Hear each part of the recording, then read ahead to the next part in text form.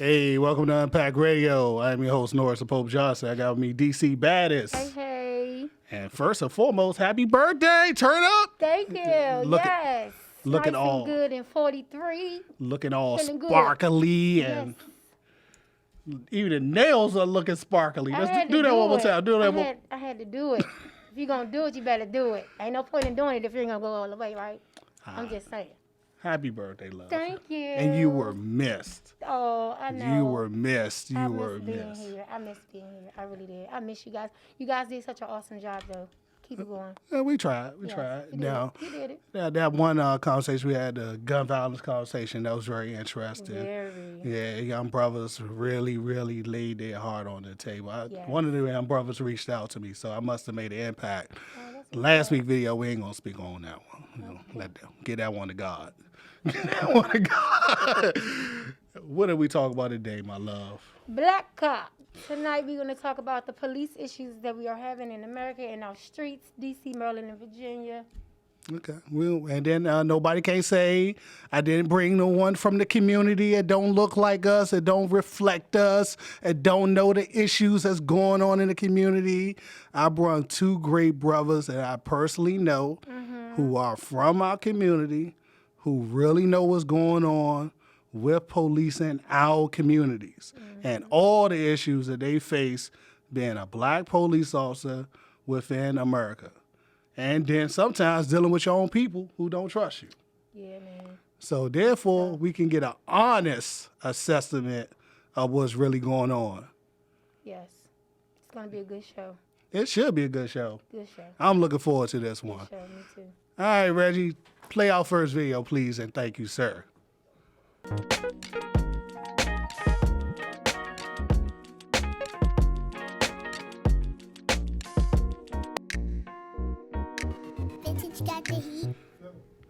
Welcome back to Unpacked Radio. I'm your host, Norris the Pope Johnson. Got me, DC Baddest. Hey. And I got with me my good friend, Mr. Marcus. He DJ'd my wedding. This is my brother right here. All around good dude. Thank you, Norris. Hey, man, I can only speak the truth. You know what I mean? This is about the truth and empowerment.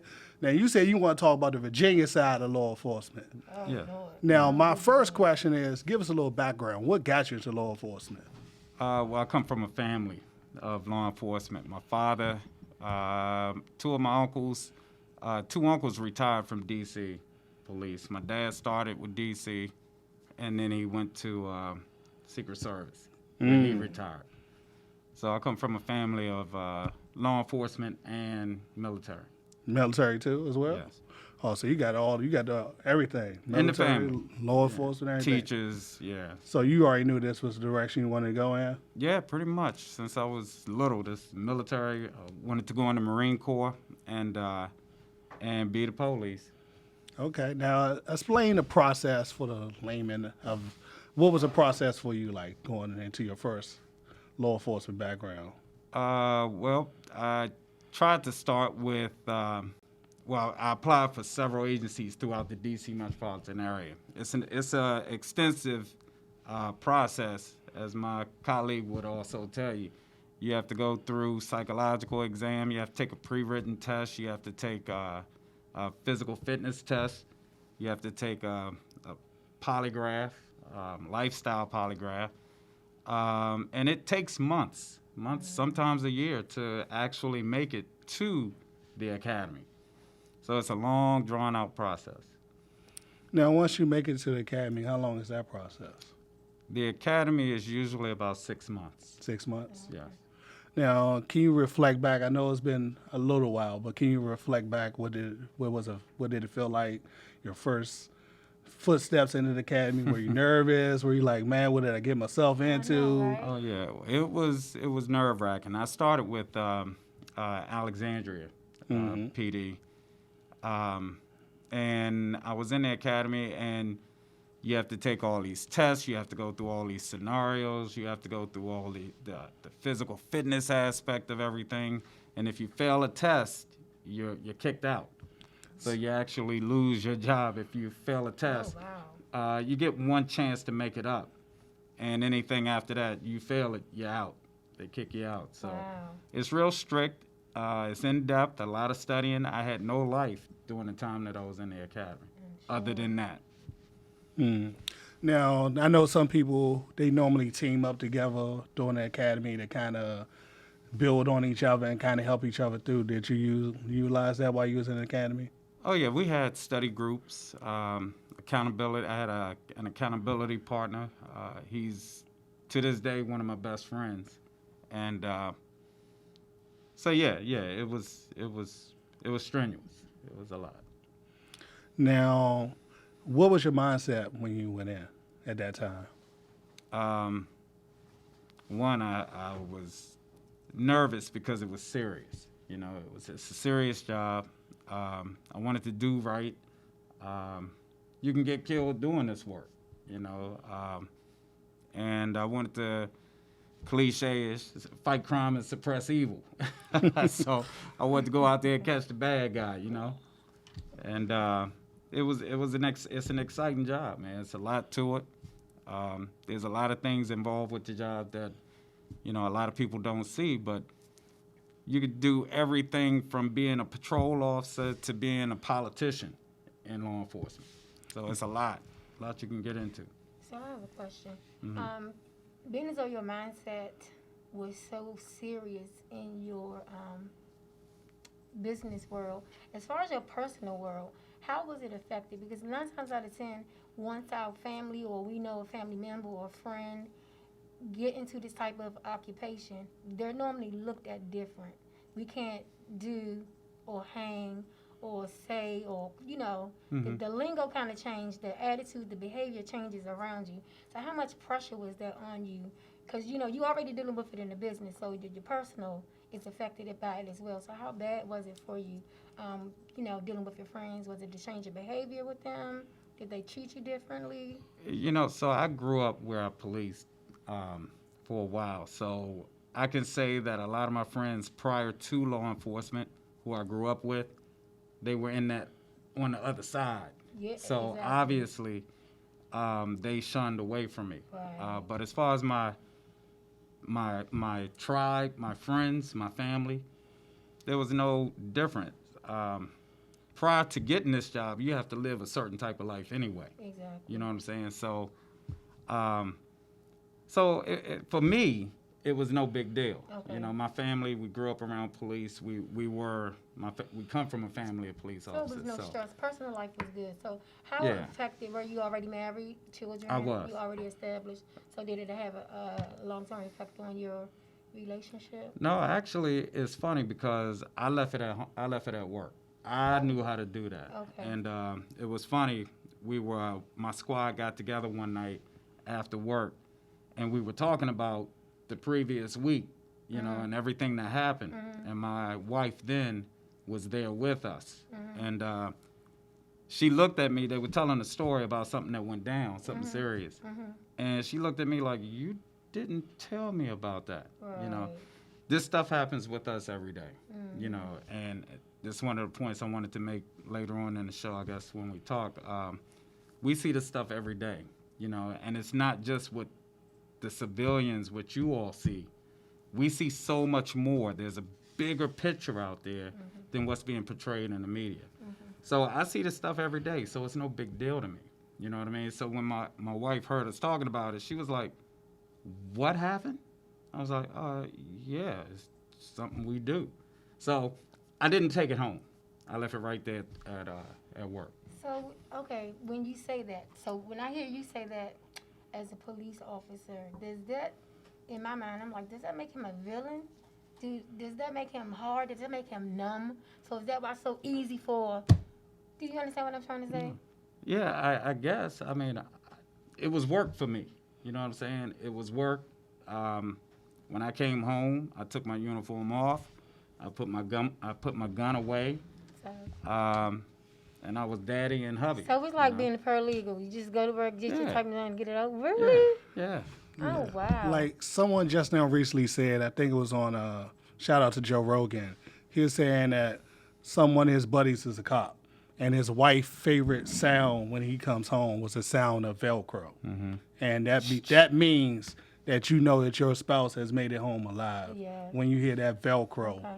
peeling off. That means that you don't have to worry about some crazy person out here killing your husband, your wife, because they're having a bad day or because they don't like that shade of blue they're wearing. Well, so let me say this. There are some things that had affected that goes into my personal life, with the way that I view things, the way that I see things. I look at safety in a different way. I look at when I go into a crowd of people a different type of way. I can't help but to notice certain things because I'm always, you train your mind to look for things. So I don't know. I live by saying that paranoia, schizophrenia can and will save your life. That's that, and I train my other half to think that way too. Paranoia and schizophrenia can and will save your life. And I'm looking at every exit. I'm looking at every person. Right. I'm paying attention to every waistband. I want to know what's going on around me at all times. Now, Marcus, my question is, I want to kind of reflect back so people can get a feel from, everything that goes on before we get into the hard-hitting questions. So your rookie year, how was that for you, if you can reflect back to that? Oh, man, it was stressful. It was a lot because now you have to apply. You learn all this stuff in the academy, and the first thing my FTO told me when I got in the car. Time out. For those who do not know, what is an FTO? FTO is field training officer. Thank you. So when I got in the car, he told me just shut up and listen, and what you learned in the academy, you throw that out. Now I'm going to teach you the real deal. Now, he wasn't necessarily saying throw out what I learned, but he was talking about throwing out the concept, the mindset. Because I later became an FTO as well. So I understood what he was talking about. Because I have to apply everything that I learned to the street, but the mentality is different. Can you explain what mindset you had going in and what mindset you had after training with him? I'm sorry. So the mindset the mindset you originally had going into training, and then once you finished getting trained up by him, how did your outlook or your mindset change? So in the academy, it's pretty much by the numbers. You get a code word in certain training scenarios. You have red man gear, protective gear when you go into a situation and it's an unknown scenario, but you don't know which way it's going to go. So you have a safety net. You know what I'm saying? Right off the break, you have a safety net. Now, when you get on the street, you don't have the trainer standing on the side watching you perform, and whenever you feel like something is going bad in training, you could yell that safety word like we used to say out of roll, so, and that would end that scenario. But when you're on the street, there is no out of roll. It's real. So your mindset has to be, you have to take this to a logical, reasonable conclusion. So It's a totally different mindset.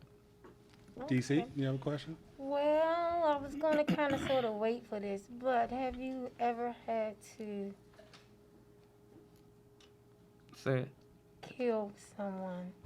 I've never. Well, hold on. Let me rephrase that for what we really do. Have you ever had to neutralize a threat while conducting your This is duties? uncensored. I said it. I said kill. Okay, for the sake of civilians. For the I'm sake gonna of say, civilians for the and sake- for the sake of YouTube, civilians. Okay. and YouTube, Okay. have you ever had to So- neutralize a threat while conducting your Right, duties? So thankfully, Neutralize. I've been in Hold up. Time out. Neutralize. Stop. neutralized. That's what the phrase that we use. See, because you're not trying to end someone's life. You're not trying to kill somebody. I didn't You're trying ask him to- that. I you're didn't trying ask to him was he neutralize- trying to kill somebody. you're I trying just to asked him, neutralize- Have Has you I- ever killed? have you I ever ever- been put in that situation? I've been placed in several situations where I've had to draw my gun, and thank God I didn't have to discharge my weapon. Oh, okay. So, Hey. but my best friend, working the shift right after mine, he has twice. So, it's not. It's random. Jesus. So, like, what is your mindset when you gotta pull that thing out? Like, Yeah, that's a great question. what is your mindset? Like, what are you thinking about? What's running through your mind? What's the first thing? Are you thinking? I don't even know what the situation could be where you would have to draw your weapon, but what is your mindset? What's going through your head? I need him to do what I'm telling him to do. Okay. You know, and I'm telling him to stop what he's doing. So do you get your voice? Do you go like that? I make it clear I want him to get down on the ground. Okay, you got it. I'm going through my motions. See, when you're going through training and you go through these scenarios all the time, it becomes muscle memory. You know what I'm saying? So in the academy, they stress certain things when it comes to drawing your weapon, making it known what you want, identifying yourself. And then sometimes you don't have time for that. You know what I mean? True. You have to evaluate a situation, you have to think, and it happens so fast. You know what I mean? So we are making life-changing decisions in split seconds. This is something that the average person don't have to do. Great You know what I'm statement. saying? So I've been in 3 situations where I literally, if given a few more seconds, I would have discharged my gun. That's so and scary. I can shoot. I don't miss. I'm sure you can. So He said, those I don't miss. those 3, I have a mindset also. You know, those 3 situations they wouldn't be here to this day. Wow. So, Thank God. yeah. You Well, didn't have to. well. See, the thing is, we don't get up in the morning and say, I'm going to shoot me a joker today. Right. You know, we don't do that. Right. But what we do say is, I'm bringing my ass home. And if I got to By do any what I means got to do, it's necessary. going to be done. Exactly. Yeah. I So, definitely agree with that. Now, Marcus, my experience when I was working for Brinks and I had to pull my weapon, I noticed that everything was kind of very clear and moving in slow motion. And I can literally see everything the person was doing to what the mask looked like. And if he would have moved one hand off that steering wheel, you would have seen I'm it. going home. Now, did you notice that as well, or?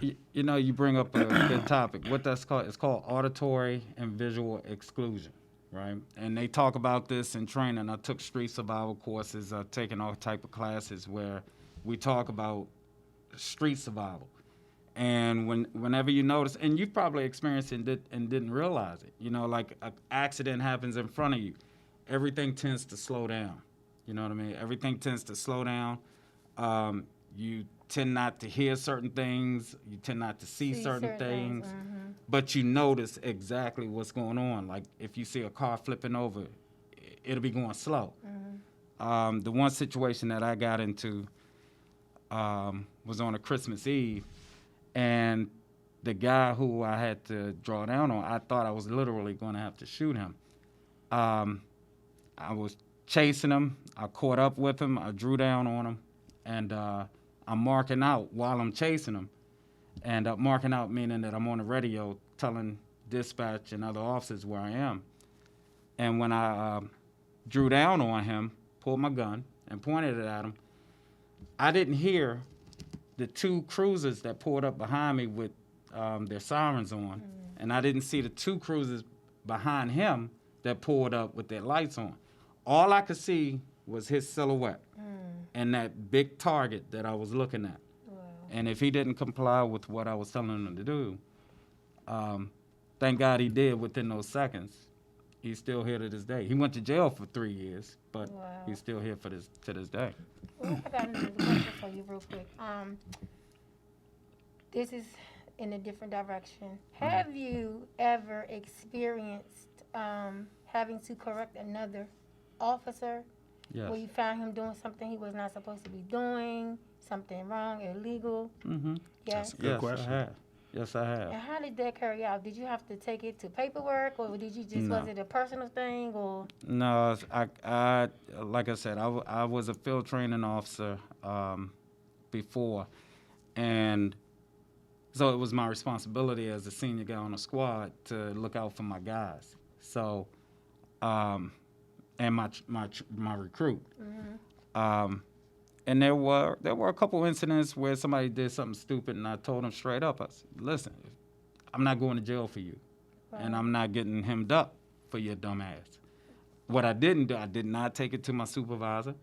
I did not take it to my commanders. I checked him. Okay. And it wasn't nothing egregious. It was just something stupid. You know what I'm saying? But So when you looked at it as like the goody teacher, you can't do that around someone with No, someone, because it wasn't, like I said, it was stupid Okay. what they did. Okay. You know, don't think, this is not TV, you know what I'm saying? Police officers aren't doing blatant criminal acts, you know what I'm saying? We're not the bad Some guys. grimy officers out here. Do you agree? I'm going to say that I know that there are grimy people in the world who have become police officers, just like there's grimy doctors, there's grimy... Yeah. Thank you, in every Marcus, field. because You know what I'm saying? everybody got dirty skeletons. Right. But Okay, what I we're will not talking about say, everybody right now. We're talking about our police officers. Yes. And what I will say, I'm gonna get you. while I know... Well, time out, DC. You know, this is what I do to provide a good living for me and my family, and I'm pretty sure, even though me and Kimberly have our personal debates in our household, Right. as she appreciate, I'm coming home. Of course. Now, yeah. somebody want to come in any federal building, and I'm protecting. I have locked up people at DOD. I've taken people down. I've handcuffed people. No problems. I'm going home. Yeah. I'm coming That's right. home to my family. We have a If responsibility you to do think so. that I'm not going to go home to my family, you are sadly, congratulations, you played yourself.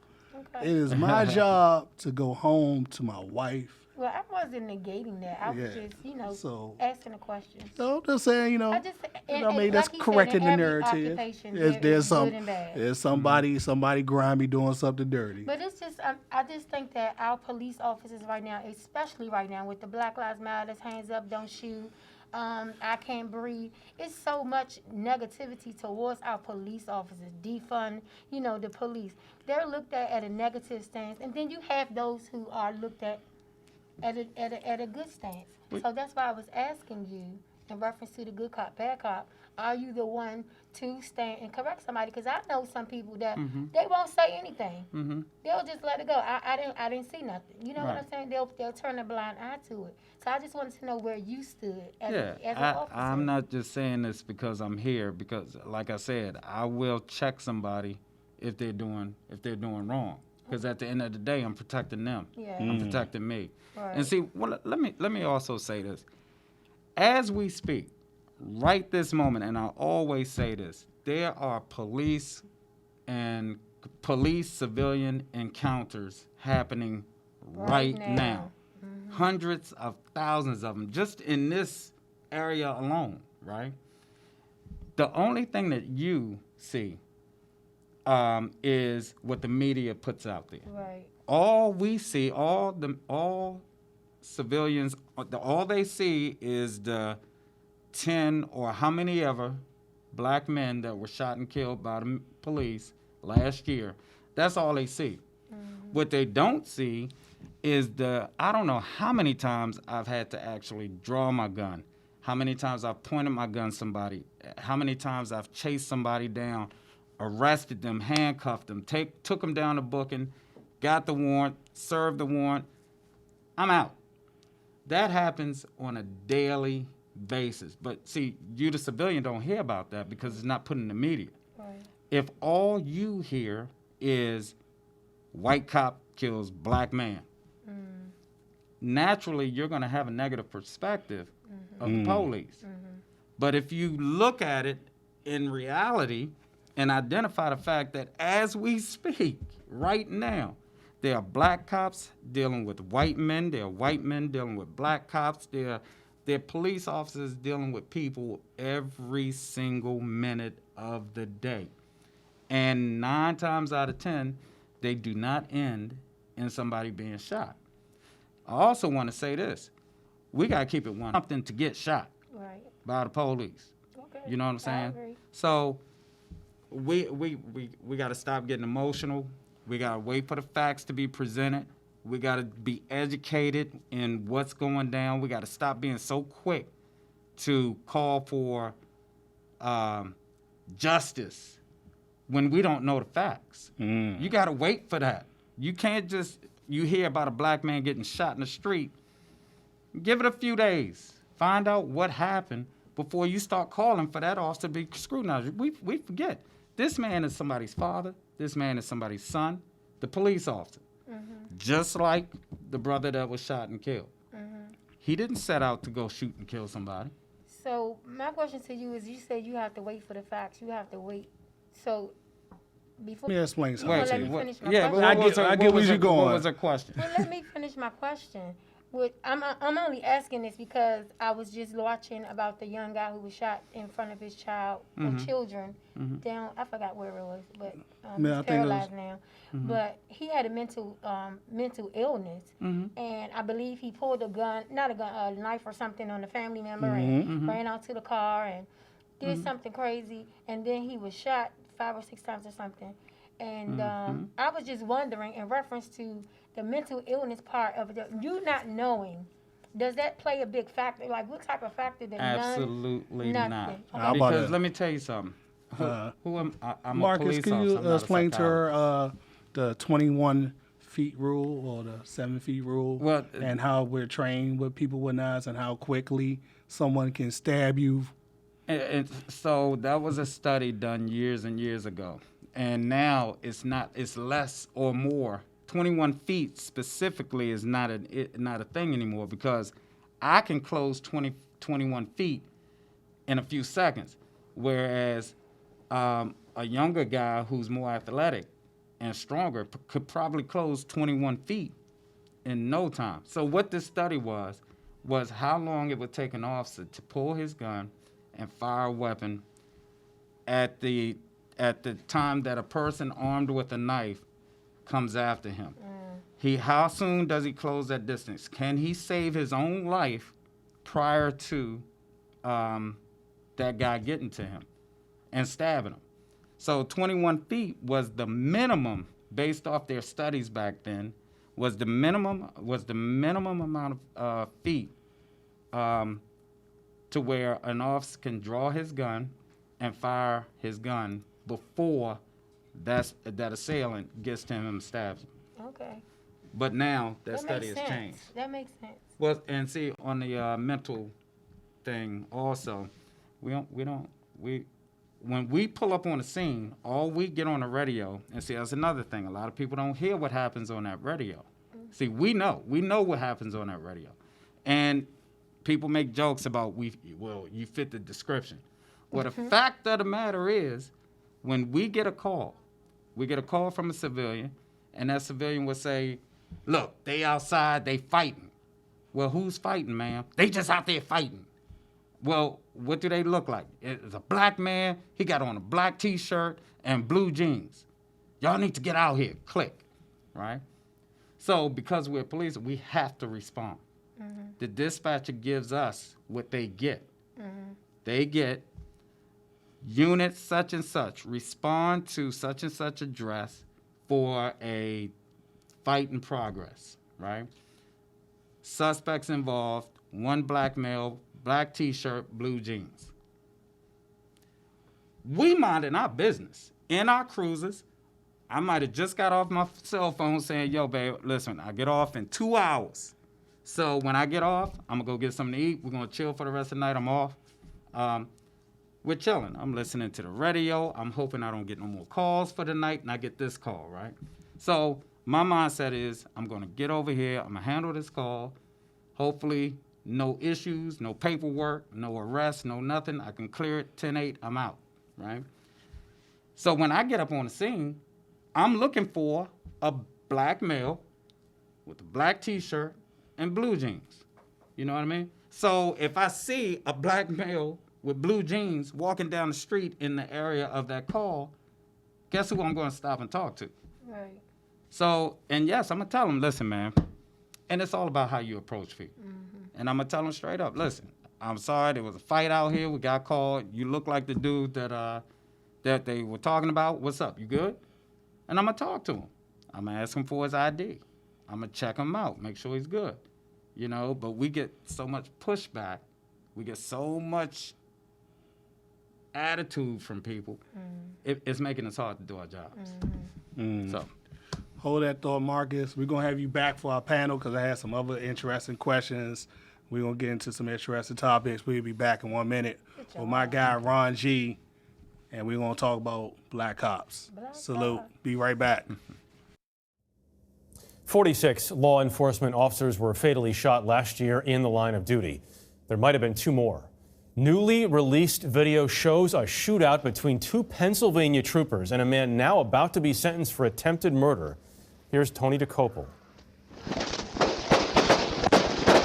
This is the moment last November when 22-year-old Daniel Clary opened fire on state troopers Ryan Seipel and Seth Kelly.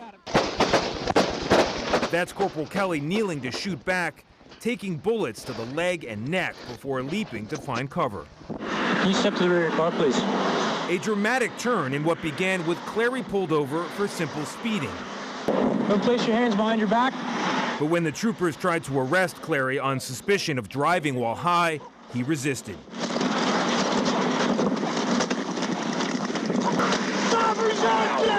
Clary, shot with a taser, falls into a lane of traffic and writhes on the ground. In the struggle, Corporal Kelly's spare pistol somehow tumbles loose, secured by Seipel. For a few seconds, Corporal Kelly appears to be in control. But moments later, the troopers are punching and kicking, all but begging Clary to put his hands behind his back. Somehow he finds his feet again, grabs a pistol from his car, and opens fire before driving off. Corporal Kelly, who applied his own tourniquet at the scene, was clinically dead at the hospital and spent 12 days in a coma. He is now recovering, though, and plans to return to work with Seipel. As for the driver, Clary, he was arrested at a hospital down the road, and Jeff, he now faces sentencing this month for attempted murder. Watched that video twice now. It's unreal. Unbelievable. All right, Tony, thanks. Welcome back to Unpacked Radio. I'm your host, Norris Poe Johnson. I got to be DC baddest. Hey. And I got with me my good friend, Spin Gone alum. Yep. Ron G. Hall, my guy. Now, this is my big bro when I was in school, so we ain't gonna age him. We ain't gonna age him. And he probably remember me when I was just a little skinny little guy in the game. But I've been knowing this guy for over 20-something years. I've watched his journey. He's a great father, great community advocate. Got his kids in football, and they're doing outstanding. Yeah. So it's nice to talk to a brother from our community. No, I mean, our community. Let me correct these terms. Our community. DC on. Yeah, and still live in DC. Yeah. So you ain't get bougie on us and move out the neighborhood. Now, Ron, let's take it back a little bit. I know it's been a while, but can you reflect? What got you? Because you started off as a postal courier, right? Oh, yeah. I was a mailman. Yeah, so what made you go from mailman, safe job, to DC police in the community of Southeast? So what got you into the police officer world? Well, I'm going to keep it 100, man. It was about the dollars for me initially. I was, what was this? It was a hot July summer. Mm-hmm. Back in, I want to say 99. And 2 cops were sitting up on Connecticut Avenue up in Northwest. And they were just chilling there back on the scout cars. And I had this big old mail sack on my back. You know, the mail trucks ain't had no AC. I'm hot. I'm sweating. You know, I'm 20 years old. I'm getting sick of this. You know what I mean? Carrying all this mail on my back. And the dude looked at me. He said, "Brother, y'all work too damn hard for the money." And I looked at him, right, and I wanted to cut this cop out. I'm like, "Who you think you talking to? You know, help me with this damn mail." You know what I mean? So, now this is July. Now, speed up 3 months later. Now it's October. It's cold, raining. I'm carrying the mail again down at the embassy. He looked at me. He said, "Hey, bro, you still doing that shit?" I said, "Yeah, man." He said, "Man, you better get up there to the academy before you have to have a degree to be the police." This was on a Saturday. Monday morning, I was up at Blue Plains filling out an application to be the police. And man, that's how that went down. So, DC? So how long have you been in the I ain't gonna say in the game, but how long has this been your occupation? Since 99 you said? 99 I applied, and I wasn't hired until 2000. Oh, okay. So what, almost 20 years? So 20 years I've 21, been, almost 21 20 years I've been with DC Police. Okay, all right. And do you regret it? No. You do not? Not That's at what's all. up. Not at all. I've been blessed and fortunate to take care of my family. College graduate, got my youngest daughter in college, and my 2 boys. They are very great student athletes, and I expect them both to get Daddy a break, get scholarships. So that it hasn't taken Daddy away from the opportunity to actually come out to games, but it has given. How did that work for you? Did it take you away from a lot? Actually, by living in the community and working in the community, I was able to coach my oldest son during the time I was at work, and I gave back a lot. Even my chief of police was, giving me the okay to do it. We went down and won national championships, and went down. We just got back from Florida actually recently for national titles and things like that. So it's been a blessing, for the kids to see me, their coach, the officer, in a different light. You know what I mean? I got so many kids, man, who really love me and respect me, not just by what I do, but who I am. So if one of your boys, or you said you only have boys? No, I have two. My oldest 2 are 23 and 18. They're girls. Okay. And my boys are 14 and 7. If any of your children came to you and said, "Hey, Dad, I want to follow in your footsteps," No. You would not. No. No. Policing has changed dramatically, and it's different. The training is not the same. The applicants that are getting in are not the same. The generation is just the level of respect for the position has gone down dramatically. So my dad didn't even want me to do it, to be honest with you. He just said, "Son, I'd rather you do something else, but if that's what you decide to do, hey, I will support you." So do you feel like we're failing as far as, because you said the applicants have changed, so do you feel like we're failing, do you feel like the system is failing as far as the hiring process? Oh, definitely. That's just to have bodies. That's just to have bodies. Just to say we got numbers. Right. And like that's Metro, that's been that's been the issue. And then you talk about defunding the police. Well, when you defund the police, the first thing to go away is training. And that's training has been the most issue, the main topic and the issue. I've been stressing to a lot of people who they give me these, hey, what about this or what about that? What the police did this and the police did that. Well, I said, well, do you vote for your city? Do you vote for your council members? Do you see what this on their agenda? Because these same people that you not voting for or allowing into office to make the decisions for your particular jurisdiction or your particular state, hey, they are allowing certain people to be hired. They're not held accountable to the hiring process. You know what I mean? When I came on, I didn't need a college degree to be the police. You see what I'm saying? So now you get these guys coming in. Now, there's nothing wrong. Don't get me wrong. It's nothing wrong with education. Get your degree. But now you're getting people come in, for example, from all over the country, all that's never even been with a black person or seen a black person, but on TV. Wow. So how can you police my community when you know nothing about my people? You know what I mean? So I mean, it's not saying that it's not all. I know a lot of great white cops, black cops, Hispanic cops of all walks of life. I know a lot of great ones. But when you just going for numbers and you're not getting the great quality of officers, because you're cutting out, you say, well, because you got a high school diploma, you don't qualify to do this job. That's bull. Because it doesn't take a college degree to do this job. 95% of this job is common sense and manners. How you treat people, how you talk to people, and you know what I mean, how you carry yourself. But when you come in with the mentality, oh, yeah, I'm going to lock up the world, I'm going to change the world, that's the wrong attitude to come on this job with.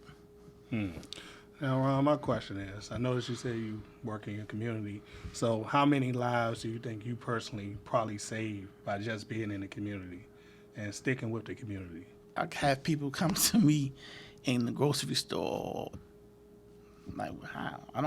Because you come across so many people you don't even remember sometimes.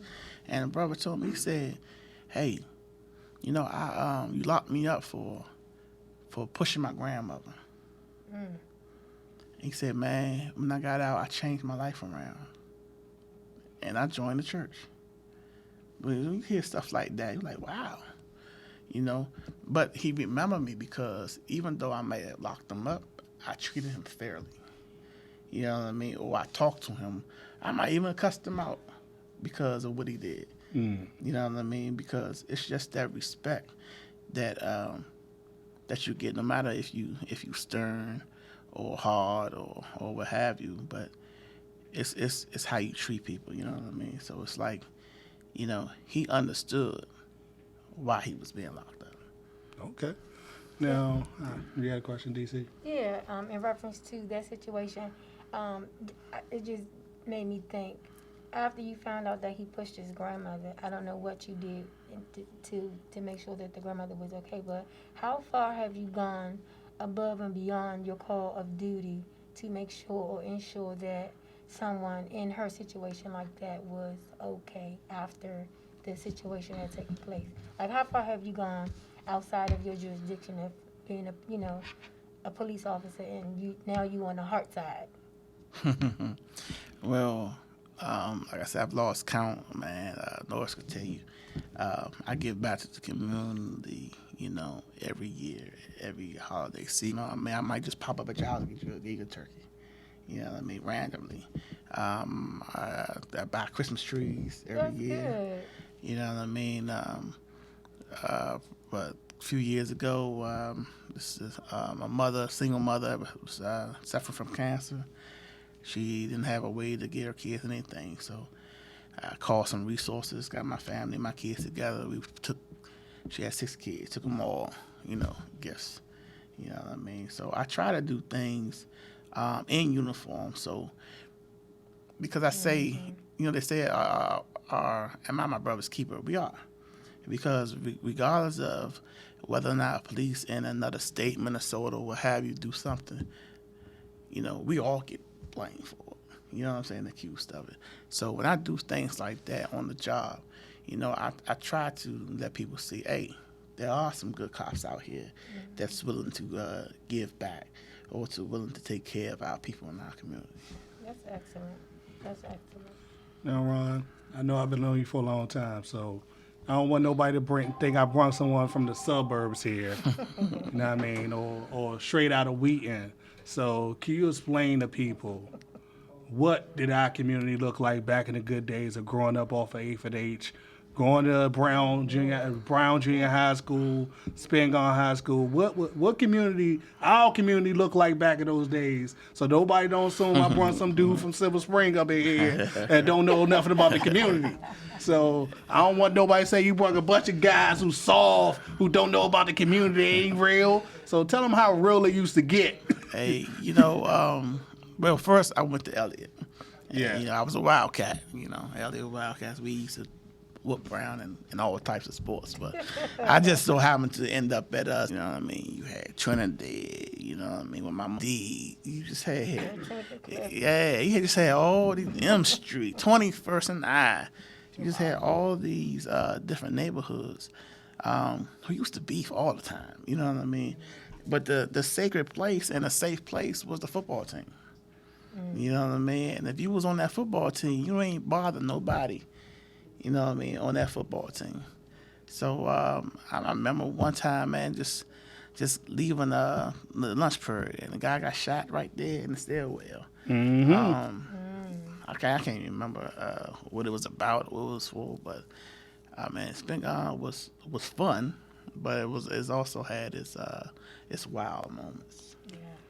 Yeah, so I didn't bring nobody from Wheaton up in here. Nah, bro. Because I remember the speech when I first got there. The principal said, "Welcome to the jungle." Yeah. That's welcome to the jungle. Like literally, I think it's a little after Ron left, a young lady got shot right by the gasoline station for not wanting to give her phone number to someone. So these are the communities that we are from, and these is why I brought my brothers in who know about the real issues that's going on in the community. Because what kind of irritates me or grind my gears when I hear most of us, black media, talk about what's going on in our community, they act like they really don't know the issues. Now, I was talking off air. You say, hey, Norris, I've been pulled over rightfully and wrongfully. I'm a black man. I got pulled over parking a car. Now, what I didn't go off on the guy. I didn't yell at the guy. I didn't scream at the guy. Because at the end of the day, I'm a black man. You got to realize that. But you still got to comply. And then after that, if he wrong, he wrong. You settle that shit in court. But what you don't do, you're not going to win on those streets. Nah. Now, my main question, I was going to ask this later, so I'm going to go back to training because I got some other stuff I want to talk about on the panel. Can you explain what was your training like in D.C.? What was the process for you? Oh, man, it was fun, man.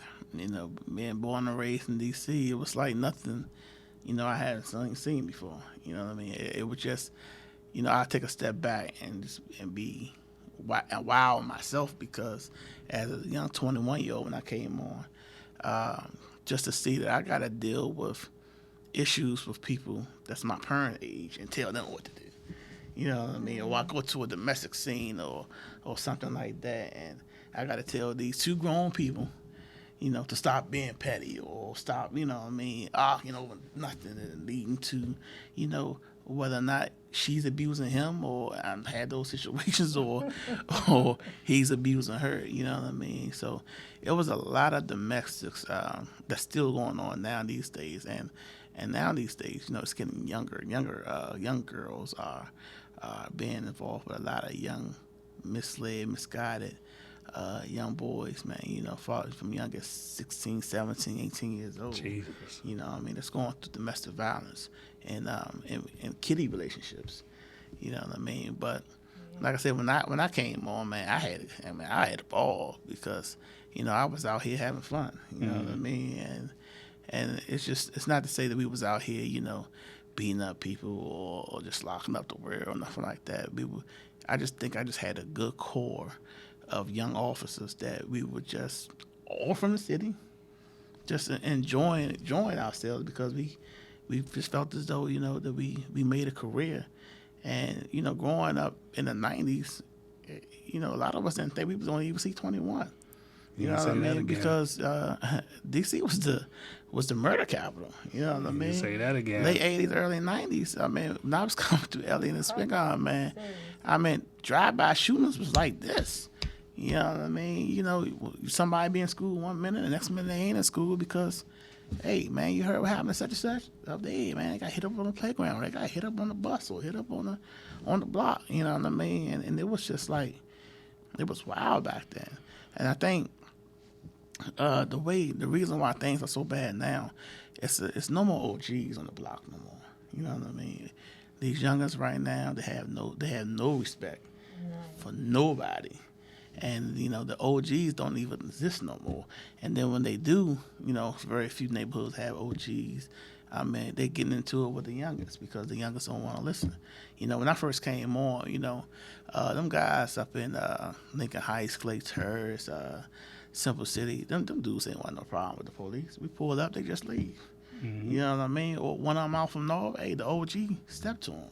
Sure, now they look at you like, what? But where do you think that comes from? I'm still trying to understand where did this boldness? It just seems like this generation they are not afraid of anything, and I don't get it. I just don't get it. Where do you think it's coming from? They missing love. I'm asking you, just the men, because it's not that the females not upset. I can tell you where it comes from, DC. To be honest, no, I grew up without a father and some guidance. I'd had mentors who done guided me on the right path. I truly believe it's a guidance issue. And some people, and Kimberly brought this up as a future show, we should guide our young men down the right path. Like this man, I see him guiding his sons to the right path. I know that his sons are going in this direction. He's always with his kids. Every time I see him talking about something, it's about his family. Pause. They started there. They grew up in that though. They were raised in that. He brought them up in that. So what about the ones they need some type already of, like what 14? They need guidance. Matter of fact, I seen a 10-year-old. Guidance, but my baby son's I age. think it's guidance. But then you got to be from those communities And then you got to have an approach that they're willing to listen I was to. about to say, so what's your approach for a 10-year-old that's already totally out of control, already strapped, already carrying between a gun, a knife, and you know he done robbed a couple of people? And what's your approach to change this young man's life? What would you do? How would you approach him to change? That's What when you is might your have to bring approach? in young men who've been on the streets, who've been in jail, like the young man I interviewed last week, who said he just now got out of 10 years. And he looked like he was like 33. So that means he might have went in when he was like 23. Wow. And he just got out. And every time I see this young man on Instagram, he talking about, man, I was in a 5x8 cell and I didn't have nothing to look at. And he's on the ocean appreciating the water. Now, I mean, he's appreciating life because he realized What he meant. what that BS that I was doing on these streets led to. So you got to bring dudes like that in the streets, in the community, and you got to have good officers like the two guys that we have to tell them where they're going. Oh, you going to keep on, it's like, what's the definition of saying they doing the same thing over and over again and expecting different results? Well, I see it start a lot of times, and this is what my issue is because my husband is deceased, and I have 2 boys, 3 girls, and the consistency with the men, they'll start something, and then it'll just fall off. Maybe they think that the problem is solved and they don't need you anymore. Well, I think that's when they need you the most. You know, when they have to actually deal with real life issues. You could tell me something all day long, but until I actually have to apply it to life situations, I just don't like the fact that a lot of men start things and they just don't finish it. The inconsistency, I just can't stand it. You know, it's unfortunate because of, a lot of situations with our community, whether it's single dads or single moms. You know what I mean? You still have to, no matter what you install into your child, you still have to watch their peers. Oh, yes. Because peer pressure is real. Oh, you know what I mean? Oh, yes. And no matter what I install in my kids, I still have to watch out who they hanging with. You know what I'm saying? Who was that? Where you going? Who you with? Who house you going over there? Who's this you bringing into my house? You know what I mean? And a lot of times, man, I find in our community, you know, some parents just don't care. And it's sad. You know what I mean? Some parents really just don't care. As long as that child is out of their face or not bothering them, they don't care. These cell phones. Yeah, I mean, and then you allow technology of the streets to raise your kid, and then when they do something wrong, you try to discipline them, and they like, what? Who you talking to? Yeah, that is so true. Thank you for that good statement, my love. We're going to be back with a panel of 2 good brothers. We got some interesting questions, and we got some mom questions that my lovely wife gave me. First lady gave me, because me and my, for those at home, I do this part-time. They like to call us flashlight cops, but you roll up on me on any federal building and find out whether or not that gun really worked, I'm going to show you. But, you know what I mean? We always had these conversations at home, so we're going to bring a little bit of my house onto Unpacked Radio right after this break. Hit it, Reggie. Hey, yes we are. Oh, taser ass, man, taser ass, man. This taser ass, fuck it. Just stop, man, just stop. You fucking up. Oh. No, you need this taser. You gonna have to.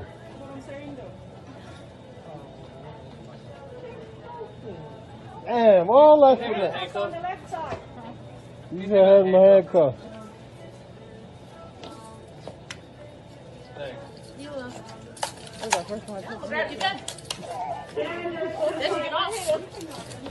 Woo! Look, man. It was only right. I can't even be mad at the cop. Word up. I can't even be mad at him. She talking about she lost her wallet, so we rolled the camera back. Oh, see? And, Man, this shit got my nerves up. Boy, got my nerves tied up, boy. Yeah, man, for nothing. Oh, well, Wallet, that's not even. Oh, it was her. She found it was hers, but Somebody she stole took her own damn wallet. She took her own wallet.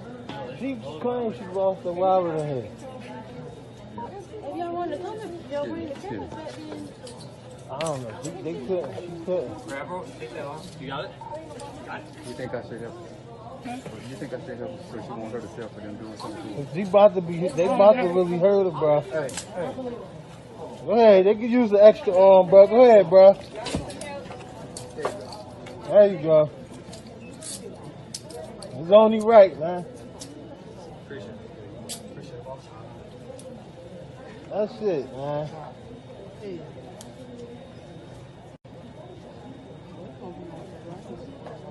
Got my nerves up.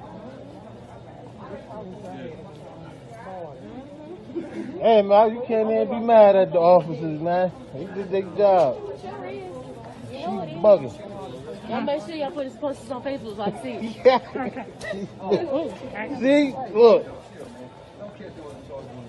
For real, man. Look at my wrist. I'm keeping my time. Nigga so weird. I don't wanna buy, don't wanna dime. Nigga, I'm fine. Bitch, I'm doing fine. Welcome back to Unpacked Radio. I am your host, Norris the Pope Johnson. Got me, DC Baddest. Got my good friend, Spingon alum, Ron G.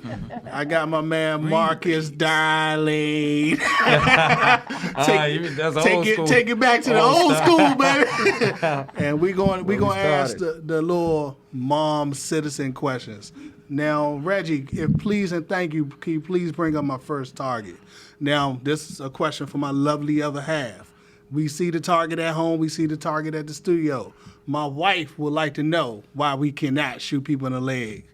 Anyone, you can take it, and I want both of y'all to explain to her why we can't shoot people in the leg. Well, your leg is lower extremity and one of the smallest areas on the body. So if you miss that leg and you shoot something else beyond that leg, innocent child, grandma, anything, then we're held liable. You know what I mean? So your target is the biggest area of the body, and that's the center mass, which happens to hold vital organs, unfortunately. Yeah.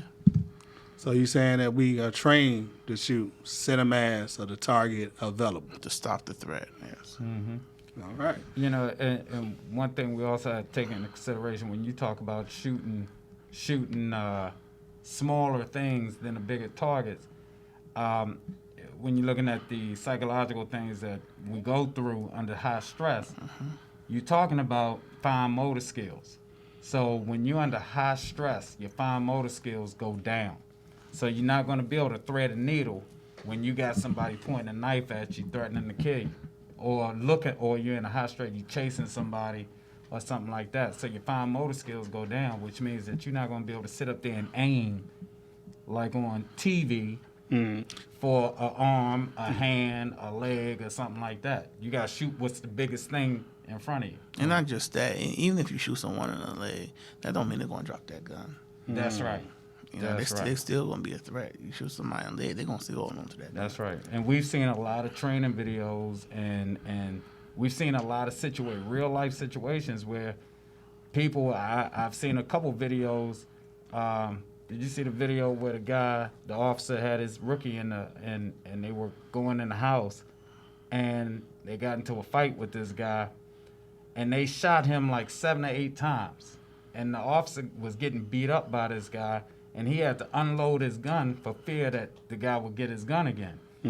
Come to find out, that first shot that he shot him with would have killed the average person, but this dude fought through that. He was dead fighting. He was on PCP or just the adrenaline of the adrenaline. Okay. He ain't had nothing in him. Now my next question, my personal question, I want you to explain to these people out here. You know what I mean? Because most of the time we by ourselves. What is the personal emotion going on in your head when you are fighting for your life on the ground with a suspect and he is going for your firearm? What is going in your mindset at that point? I want you to really explain to people at home the mindset of I want to go home. You know what? It's I've been working in Southeast and living in Southeast, majority of my life. So, and in my whole career, I've been fortunate. Have I been in a dangerous situation? Plenty of them. Have I ever had to fight for my life physically? No, but I've seen or been on scenes where other officers were fighting for their life. So the times that I had to use my service weapon, it's funny because you're just thinking about going home. And, things happen for a reason.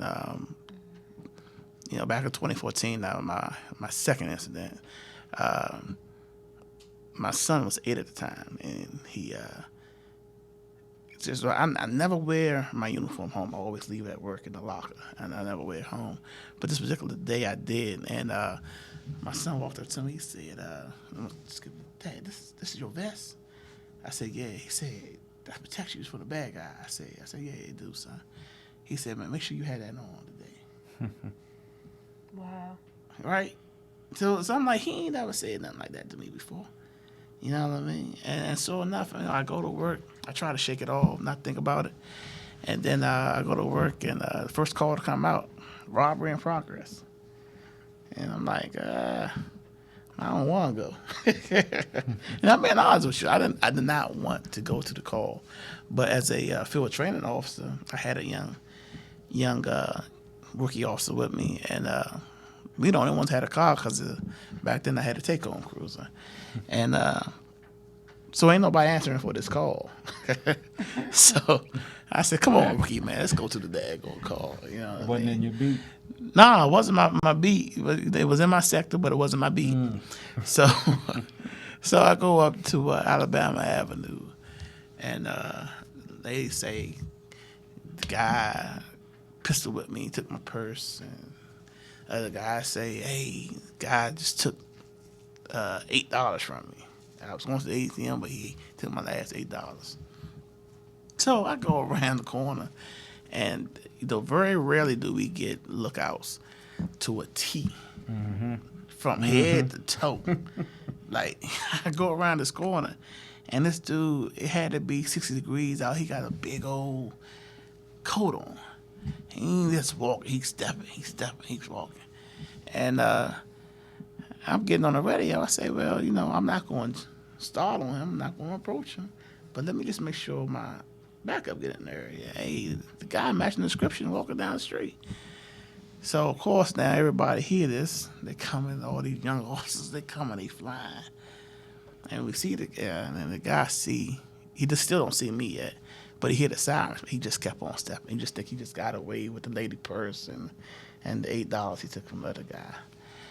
And sure enough, he started running. So I'm like, I ain't trying to run after nobody. Right. That's experience talking right there. Hey. So I'm telling my rookie, man, go get him. That's experience talking right there. So sure enough, man, he ran between these buildings, and he ran to a gate, and he just had nowhere else to go. And sure enough, man, he turned around and pulled that thing out like this. I remember it like yesterday. And all I could think about was my son say, "Make sure you come home and wear that vest." Wow. Did he fire it? You got hit? He didn't have a chance to fire it. Oh, okay. Yeah, he had a chance. He didn't have a chance. Have you ever anyone he just now told you I had to put him in a special place. I had to put him to sleep. He didn't have a chance to fire it. Gotcha. The man said literally a man pulled something out of his waistband and was just like this. And that particular day, I was the faster person. And see, on that note, with that said, we don't have time to sit up here Monday morning quarterback things like the media does. Right. You know what I'm saying? Right. This stuff happens split second. And thank God I've never had to actually pull my trigger But there's stuff that happens, you know, for example, I'm sitting at a light one day in the summertime, just got on duty, I worked the evening shift, and I'm sitting at a light, and I got my arm out the window, I'm listening to the radio, I'm chilling, and nothing is going on right now. I see this white lady running across the street. She looked all disheveled, the whole 9 yards. She was pink, you know, she was crying, stressed out. And she ran up to my cruiser saying, "Officer, help me, you know." So as I got out the car, I looked coming across the street chasing her. Her brother was chasing her, you know. So I had to throw her in the back seat, and I drew down on this guy. I didn't know what the hell was going on. All I know is he was basically saying, "Screw me." And he see this big police car. He see me in uniform. He see the fact that she ran up to the car. You know, I had to draw down on this dude. And it happened just like that. So our training, our experiences, the things that we've seen, the things that we know about, that's why he's here to this day. You know what I'm saying? Because he was able to react, and we're able to react in high stress situations and make these judgment calls just like that. DC, do you have a question for these I guys? actually have 2 questions, and have any one of you guys ever been hit before?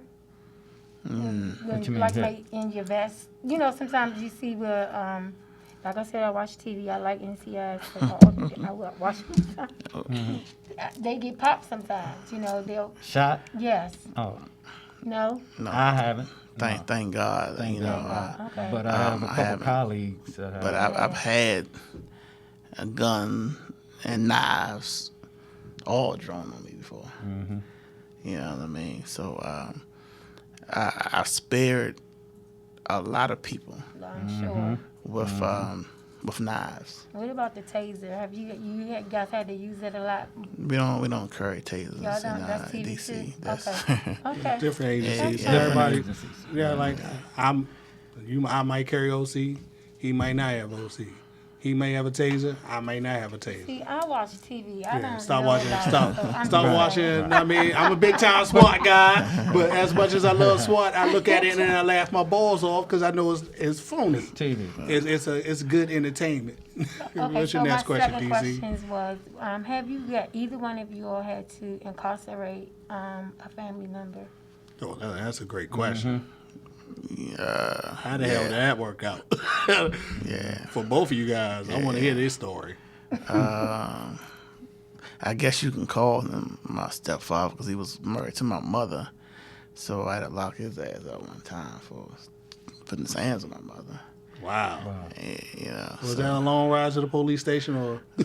you know what? I let the fellows handle that. You know what I mean? I just let them handle it. You know, so people I went to school with, you know, let me tell you about these body cameras. There are pros and there are cons to them. So the body worn camera is going to tell the truth because a lot of people like to lie on us, and a lot of officers like to don't follow all the rules.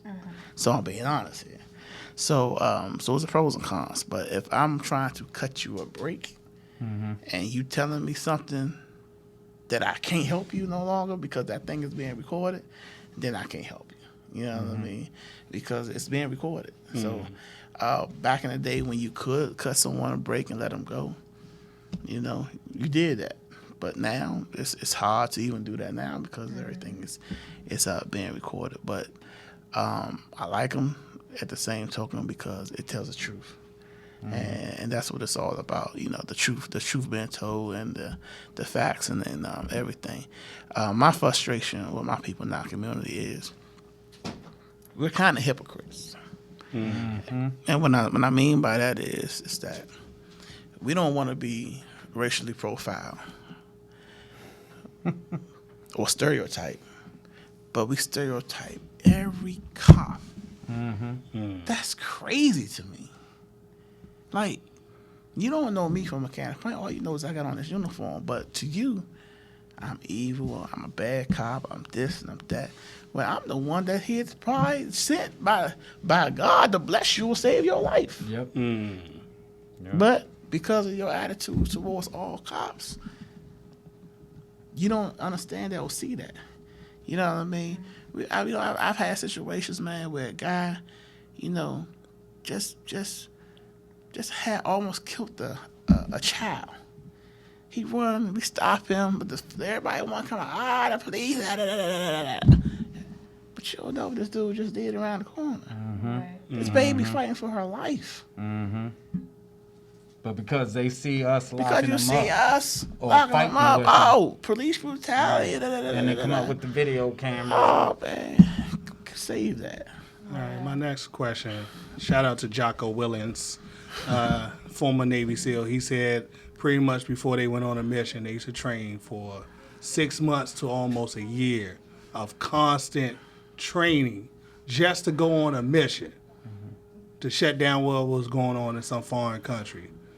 Can you please explain to people why we should train more for situations that goes on in the community? Because I think we should train, and keep training so we can save more lives. I don't understand your question. Like, literally, they always say defund the police, right? If you defund the police, the first thing they're going to cut out is training. Right. And most police officers, they don't train. Like, being honest, I mean, they should be training in arm locks, jiu-jitsu, some type of ground fighting. You know what I mean? They should be training for these situations. That way, when the shit does kick off, you're not going, I'm going to automatically go to my gunner. I may wrestle this guy. I may put him in the arm lock. I think that most of the problem is the training. So that's why I really want to highlight on the training. Well, the type of training that I would say is probably ethics training. You know what I mean? Bias, relations, and things like that, community training. One thing I do like about my agency, what they have done in the last few years is since the African American Museum has opened up, they made it mandatory for some of these officers to go through there to understand, get a class and lesson on why our people feel a certain type of way about the police, and get the history and the background of Jim Crow and civil rights movement and all those things, from our people, our ancestors have dealt with, throughout our history. So some of them, they received that, and I think that was, a great idea. Whoever came up with that idea, kudos to them, and try to get an understanding of, why some situations are hostile when we show up. You know what I mean? But like I say, I just get frustrated on people when we become hypocrites and stereotype every officer. You know what I mean? Where there are a lot of great men and women who wear that badge. That's you know right. what I mean? It's a lot of all colors, of all backgrounds. You know what I mean? And I try to instill, what I can, my experiences in the community and on the job, to a lot of these young officers. I had a young white officer I was training one time, and I tried to explain to him how he could change the narrative of how some people feel about white cops. But he wasn't getting it because his mindset was, I'm doing my job. But doing your job, it's different ways of doing your job. You don't have to give this. For example, he stopped a young lady who ran a stop sign. Okay, she did. She ran a stop sign. So she said, "Officer, I'm sorry. I was just trying to get to the daycare center because I don't want to pay the late fees." Okay, I understand that. Right. You know what I mean? Because I'm here, I'm born and raised there. I understand a single black mama don't want to pay those late fees to daycare. I get that.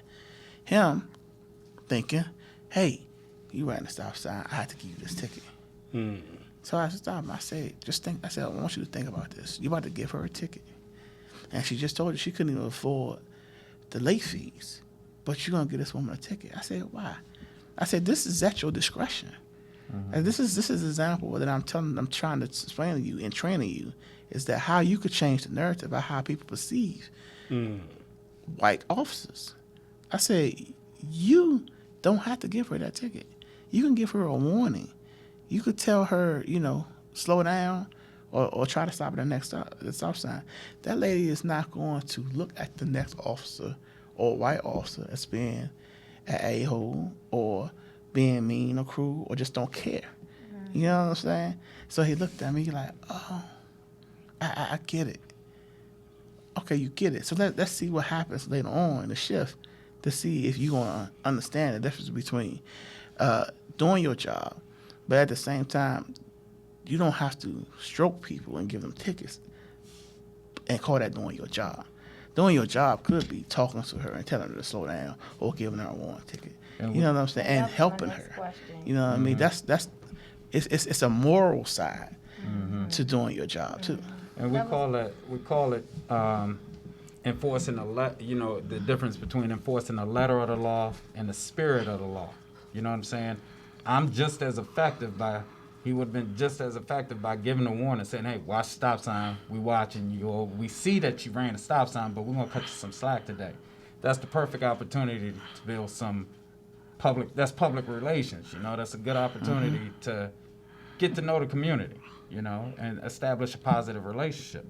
So, but as far as the training is concerned, I think what they did, that's great. You got to, because so many people, they're white guys who have never seen or interacted with black folks before, not to mention somebody from the hood. And I remember being in situations before where we pull up on the scene, we broke up a huge fight, and I'm talking to one person who's excited and he's pissed off because his family was just involved in a fight. Now, I understand the language that he's speaking. I grew up in Capitol Heights, Maryland, so I understand the language he's speaking. He was pissed off.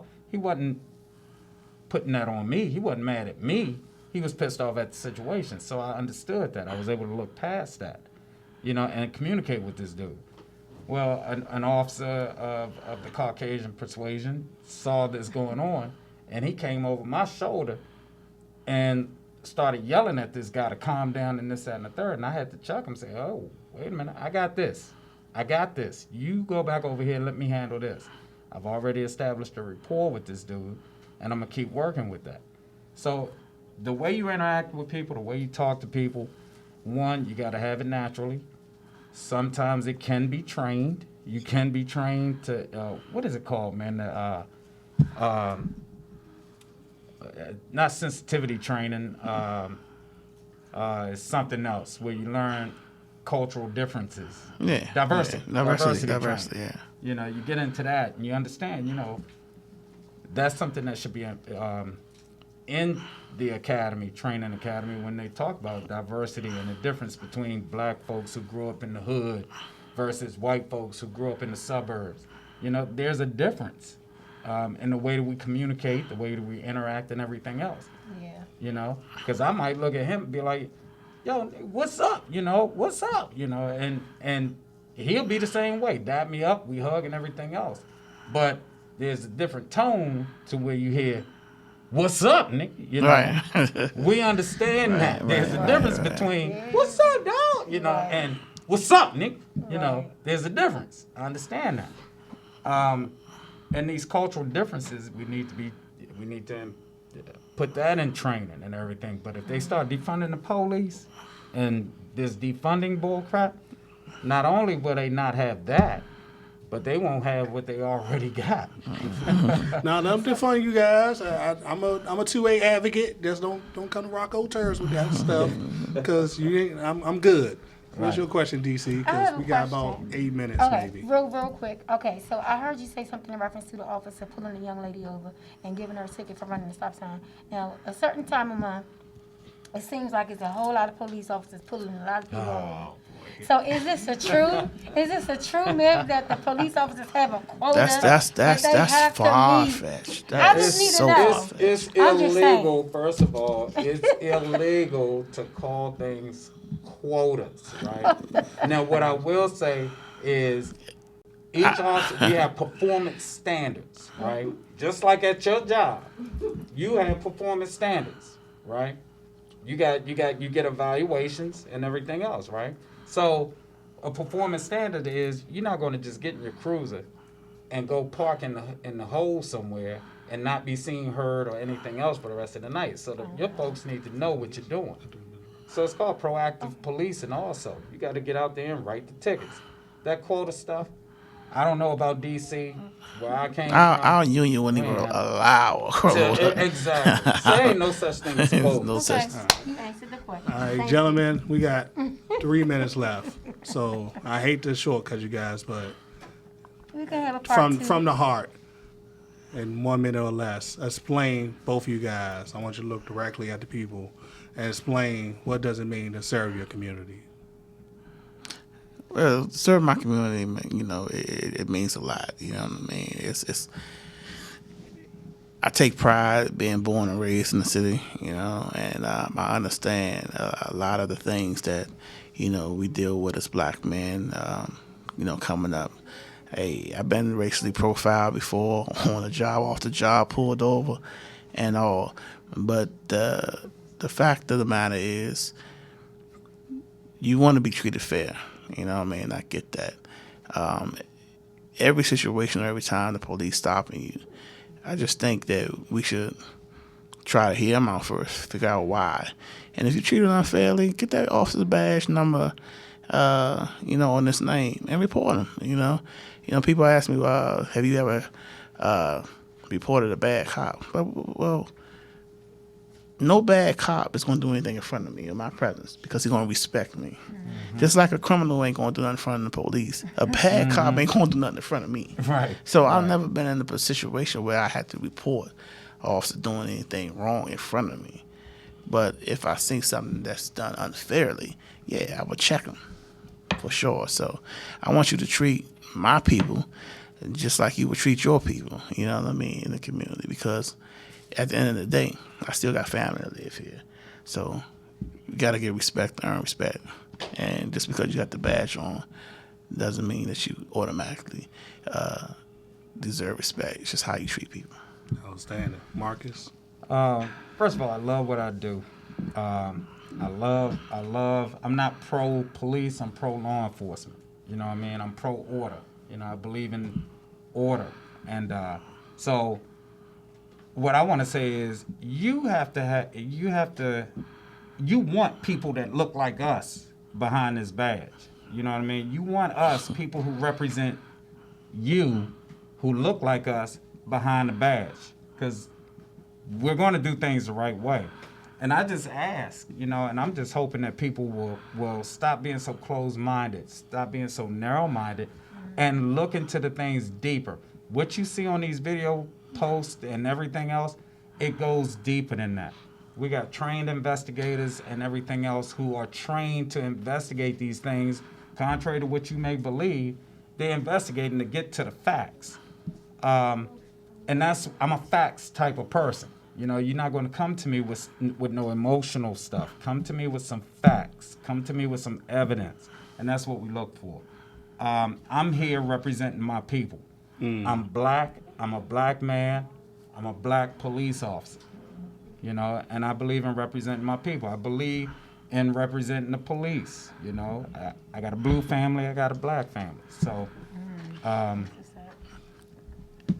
mean, I know there's stuff, but it's funny though how we get rah over Pookie and them get shot, but we ain't mad about this 1 year old that got shot. I would love to get to that, but unfortunately, I'm out of time. So church announcements, we'll be off for 2 weeks, so we're going to be running some reruns for 2 weeks. We'll be back on January the 8th, and it looks like it's going to have to be a part 2 because we ran out of time. The quote for the day is, we train how we fight how we train. That's the best quote ever for anybody wearing a uniform. Salute.